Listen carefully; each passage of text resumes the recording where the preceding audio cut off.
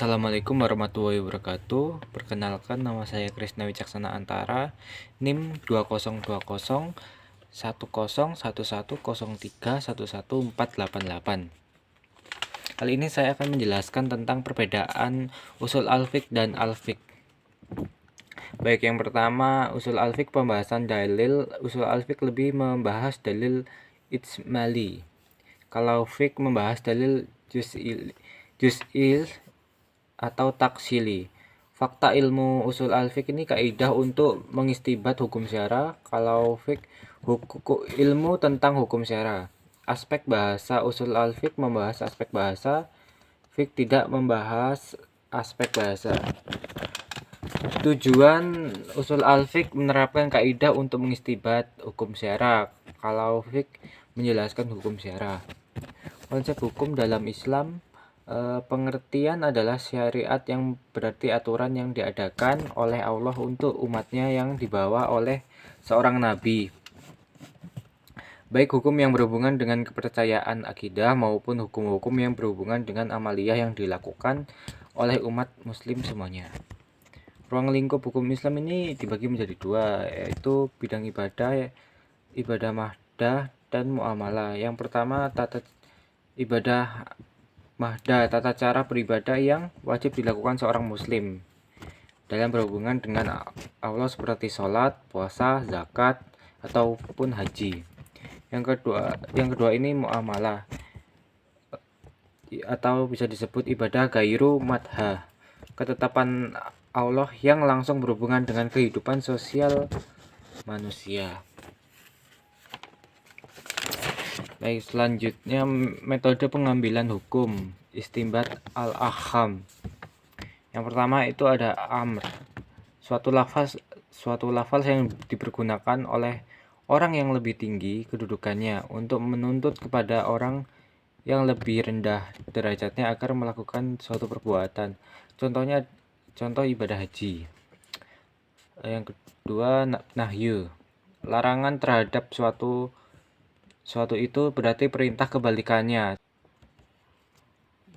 Yang ketiga orang yang memerintahkan sesuatu maka ia termasuk di dalam perintah tersebut.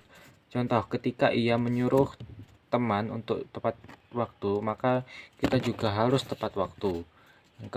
Yang keempat, kaish. Kaish ini ada dua. Yang pertama bentuk amar, perintah. Yang kedua bentuk nahi, larangan. Contoh di Al-Maidah 8. Kalau nahi Al-Baqarah 20 ayat 221.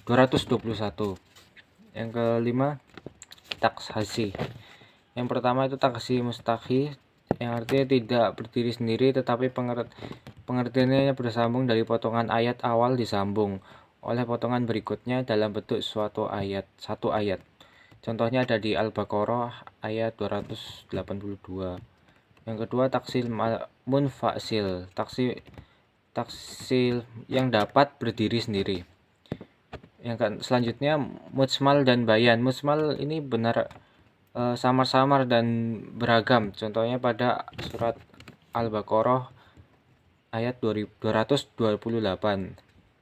Yang kedua bayan. Bayan artinya suatu lafaz yang jelas tanpa memerlukan artinya.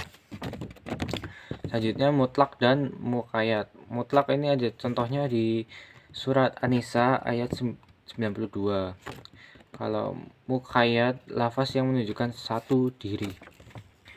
Selanjutnya mansukh.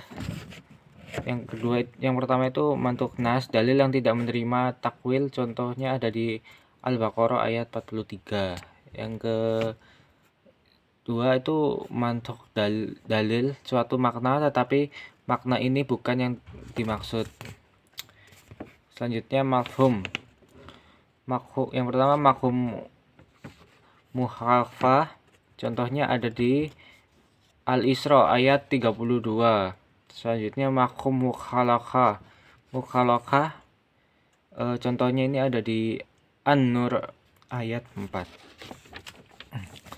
Sekian presentasi dari saya.